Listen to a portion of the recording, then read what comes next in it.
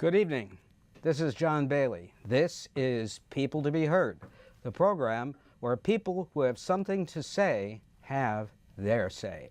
Tonight, you've got Shirley Aldebol of the Service Employees International Union 32 BJ in the Connecticut, New York metropolitan area. First, welcome to the program. Thank you. For coming on. Ms. Aldebol oversees 32 BJ's commercial schools and security divisions in the New York metropolitan area. She represents 35,000 members, correct? Who work as cleaners, handymen, handypersons, window cleaners, security officers in offices, cultural institutions, universities, and New York City public schools throughout Connecticut and the Hudson Valley. She has been with the union since 2004, successfully negotiated the 2011 contract campaign for 22,000 commercial office cleaners. She was born in the Bronx and lives in the Bronx with her son. Yes. And she is here because I was very impressed that Hector Figueroa, the president of the SEIU, was the only labor leader in the metropolitan area who spoke out immediately on the Trump administration's effort to repeal the DACA Act. He spoke out very forcefully. I think I'm correct in that.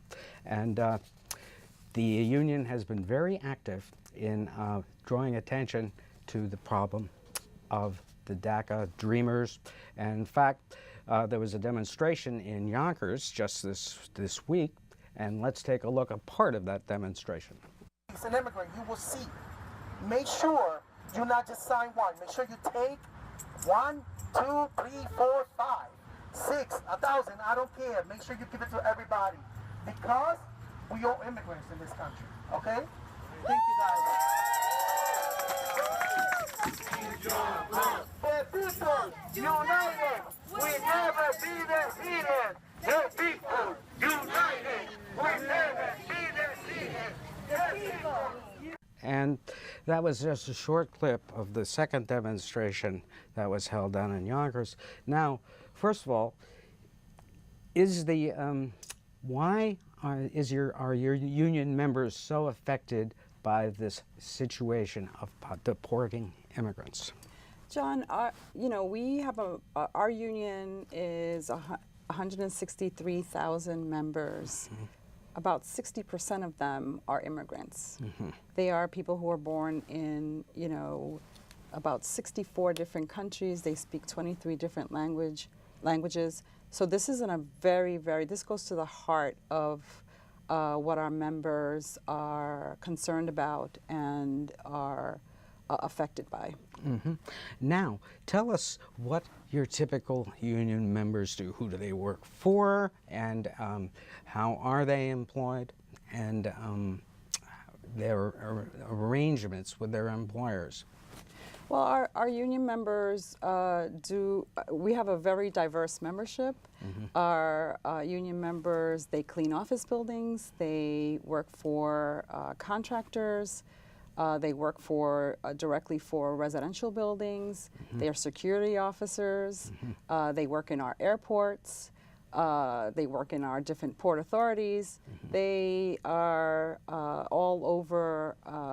They work all over the county. They work for our universities, our colleges, mm-hmm. And they're employed by responsible contractors, mm-hmm. who have collective bargaining agreements with the union. But also, they pay taxes, right? They deduct taxes from them.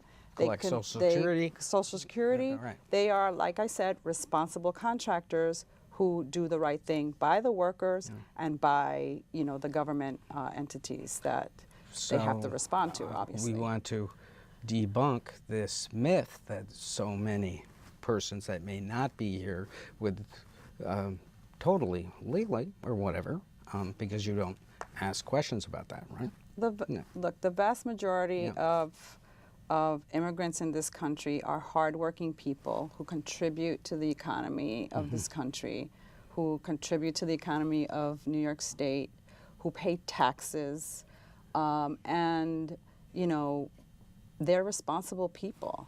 Mm-hmm. The Trump administration's efforts to criminalize all immigrants is wrong. And so that's why we are fighting against this administration's efforts to, deport immigrants. And if you look at the numbers, there's been 150% increase in deportations or detentions of people who have no criminal background at all. And that's just not fair, and it's not right. Right. Now, just after the rallies, one of which we showed video of, County Executive Robert Astorino issued an executive order designed to protect immigrants wanting to report crimes or have medical treatment from being questioned on their immigrant status by I believe, county employees only. That appears to be what the executive order reads. But it does not affect this if they are arrested, that police can ask and cooperate with ICE, as I understand it. Right. Now, what is the union opinion of the county executive's order? Does this solve the problem, or does it not? No, it doesn't solve the problem. And in fact, Andrew Spano had an executive order that went further to protect the rights of immigrants. This order basically, regardless of the offense that someone commits, doesn't protect people who have what may be no offense at all, doesn't give them due process rights. It takes that right away from people, and doesn't consider the contribution or the length of time that an immigrant detainee may have in this county or in the state. And if it's in relation to a possible crime, Right. they can be questioned Absolutely. on their immigrant status. And what that does is that it creates a distrust, right, of law enforcement, and doesn't allow immigrants to come forward to report crimes or come forward to be witnesses, or even come forward to report crimes against themselves because of the fear that they're going to be questioned about their status.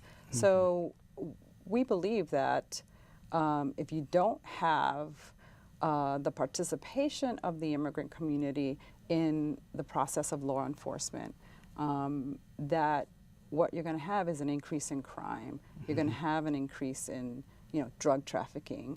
You're going to have all of these things because you have a whole sector and a whole community of people who are not going to talk to the police, and report criminal activity, in their communities. Have you noticed this type of behavior in the last year or so, in this idea of questioning immigrants and detaining them? Oh, absolutely. I mean, we've had, in our own membership, family members of members who have been detained, who, quite frankly, have been following the rules, right? They go to have their regular check-in with ICE and end up being detained, right? They're following the rules, they're doing what they're supposed to do, and they're being detained. We had a member who working in MIT for over 20 years, who went to check in. He was told he had to buy an airline ticket to go back to El Salvador, and when he went to check him, they basically detained him. And they're detaining people who have families here, who have lived here for many years, who have children here, U.S.-born citizen children here, and they're ripping families apart in this very misguided attempt to eliminate immigrants from this country. What has changed in Immigration Services treatment of the non-citizen not here on work visas or on work visas? Has it become more difficult to renew a work visa? I'm not an immigration attorney, but I think that it's been very difficult over the years to, renew visas, to attain citizenship. What we need here is comprehensive immigration reform. We don't need mass deportations. We need a system that's fair. We need a system that recognizes the contributions of immigrants in this country. We need a system that gives people a path to citizenship and opportunity here, because that's what this country is about, right? Of course. I mean, I was an adopted child. I have no idea who my parents were. And there are thousands of people like me today.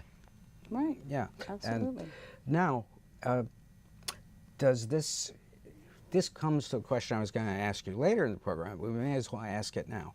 What do you feel is the answer for the persons that are here that are not citizens, and what idea do you have? Because I felt that the paying thousands of dollars for supposedly paying taxes that you didn't pay, which was the great solution of the previous administration, was not an intelligent one at all, because number one, people don't have that kind of money, right? Most of the time. What do you feel is a solution? I mean, I believe that there has to be a system in place that recognizes the contributions that people who have lived here for many years have made. And like I said, many immigrants, even undocumented immigrants, are hardworking people who want the opportunity. They want to give their children an opportunity to live in this country and be able to contribute to this country. We have, immigrant families who just want to send their children to college. We have immigrant families whose children are in the armed forces, right? And all of that contribution should be recognized as we're thinking about comprehensive immigration reform. Credits for work they've done in the country. Credit for veteran service, credit for going to college, credit for paying your taxes. Right. Because it is a myth that immigrant workers don't pay taxes. That is a myth. Yes. Why don't we say that a third time? Because I think everyone in your union pays taxes. Everybody in our by union check, pays taxes. and they yes. have withholding and yes, all they that. Absolutely so this is not true.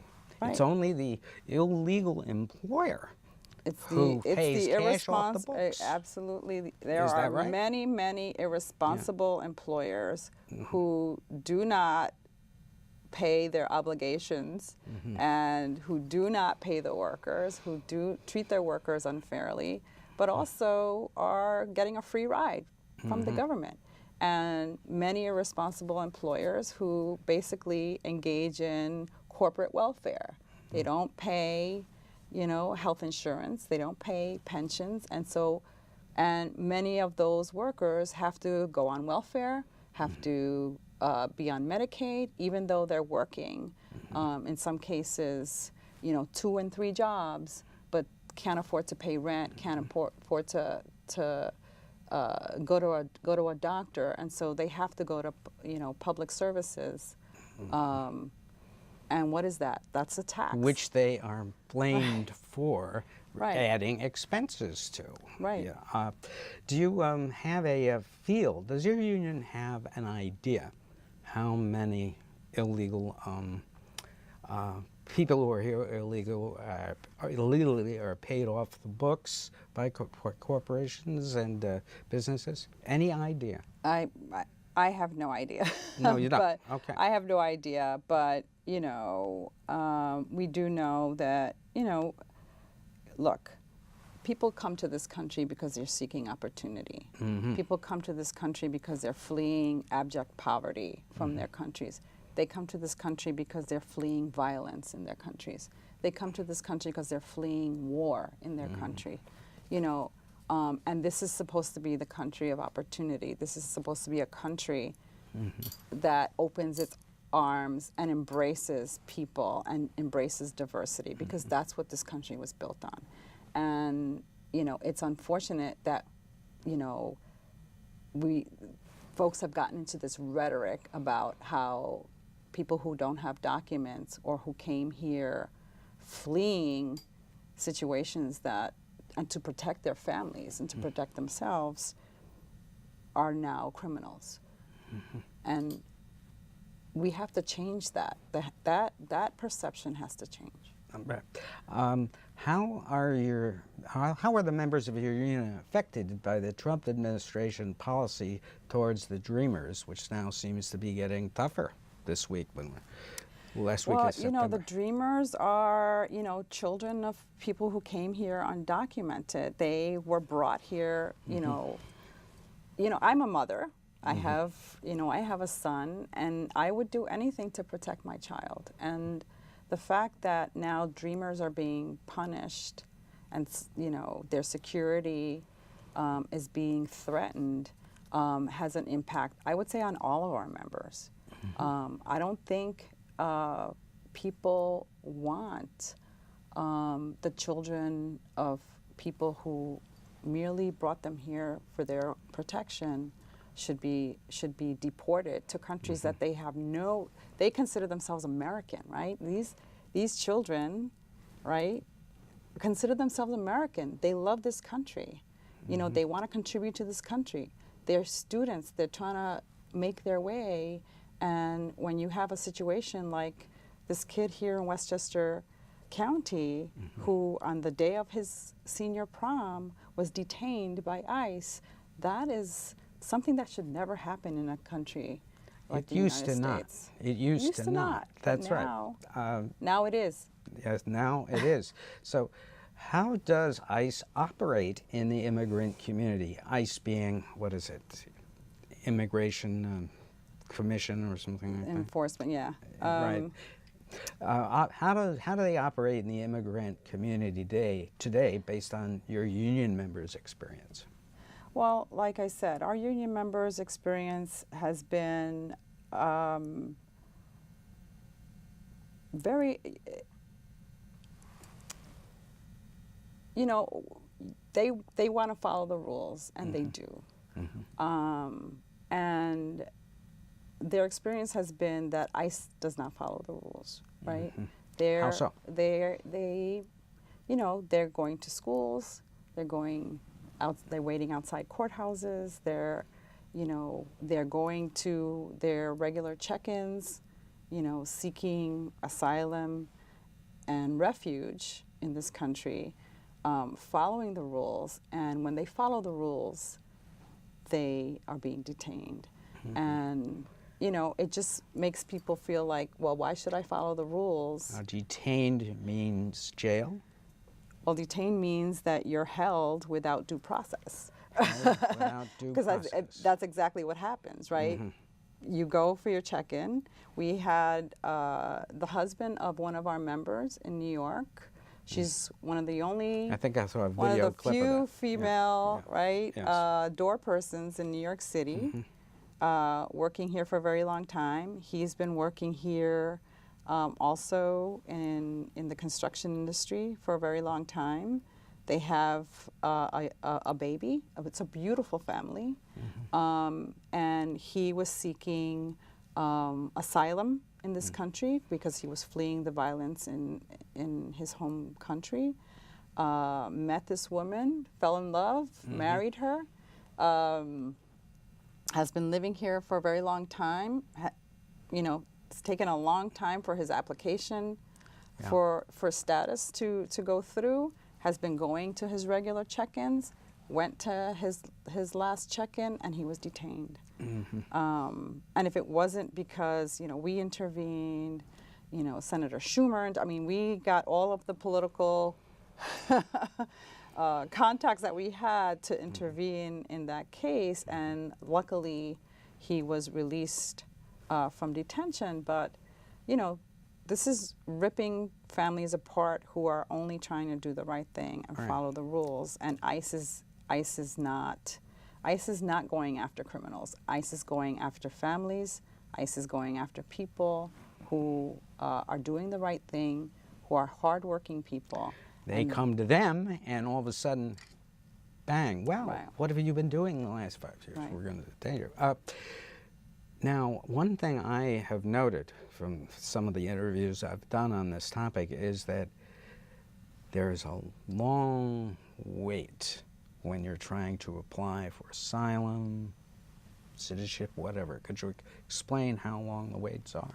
I mean, the waits are very long, depending on what the application process is. But look, the immigration system is broken. It's been broken for a really long time. People shouldn't have to wait forever. People keep talking about this imaginary line that people need to get on the back of the line. What line? There is no line, right? It's like people have come here, they've lived here for many years, they've contributed to this country, they've contributed to their communities, they've paid taxes, they've done the right things, law-abiding citizens. So even if you they should be given the opportunity. Even if you have a record of dutifully paying taxes, this doesn't help you. Absolutely not. Well, I didn't know that. So, what practices do you feel are unfair about the immigration deportation checking for legal residence status extensions like that? Well, you know, the federal government has implemented an e-verify system, which we believe is flawed because the data is wrong, information is incorrect. It has deprived citizens and persons legally able to work in this country. They've deprived them the opportunity of having jobs because of the flaws in that system. So there's a lot to be fixed here. So their data is in many cases either lost, incorrect, not entered. Is that fair to say? I think that's fair to say, yes. I see. So now that this order by County Executive Astorino has put in place, and now that we're coming into a decision where Congress is supposedly going to solve the DACA problem, we'll wait and see on that one. They haven't solved the problem in many years. But anyway, just my personal opinion. But what is the union's next step? Well, you know, our next step, we have right now in Westchester County the Immigrant Protection Act that was vetoed by Astorino. He then, it was yesterday or day before yesterday, put into effect an executive order, which he claims is a compromise. It goes nowhere near being a compromise, nor does it really protect immigrants. It's basically allowing persons that on the legislature who are not going to pass the Immigrant Protection Act to save face. Well, that's what it does. You know, if it and it doesn't save face because it really doesn't. It doesn't protect immigrants. It doesn't give due process rights to people who are arrested, no matter what the offense. It doesn't protect immigrants who want to come forward and report criminal activity. It's not something that preserves really status quo. It really does preserve the status quo, and it doesn't go far enough by any means to protect our immigrant communities or protect our communities, you know, in general. And the idea that, you know, the Immigrant Protection Act puts the public safety at risk is wrong.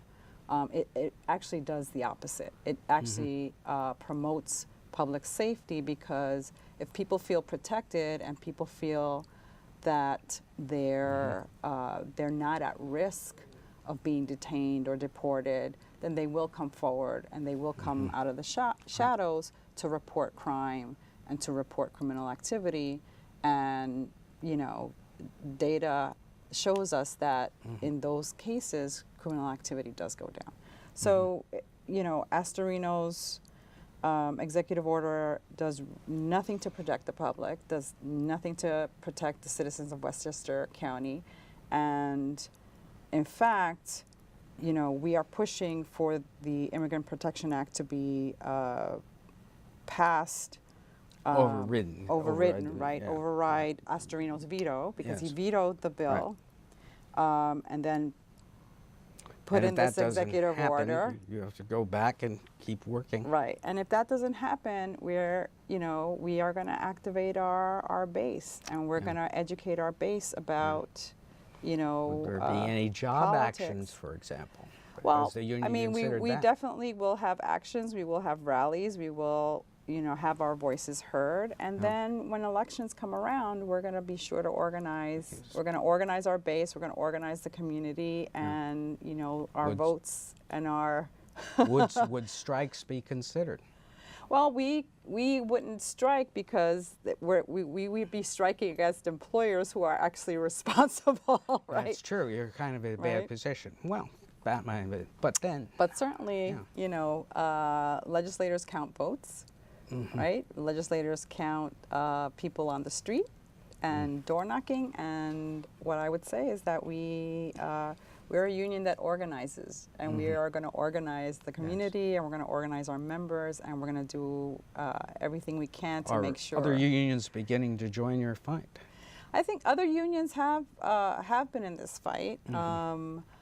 I mean, clearly we have, you know, we are probably, I wouldn't say, well, maybe we are. We are unique in that we have such a large immigrant membership. Yeah. But many unions have been in this fight, and for many years. Yes. This is not new. Well, Shirley Aldebol of the Service Employees International Union 32 BJ and Metropolitan Area, you have been heard. Thank you very much for shedding light on on this raging issue. Thank you very much. This is John Bailey saying thank you for watching, and good night for People to be Heard.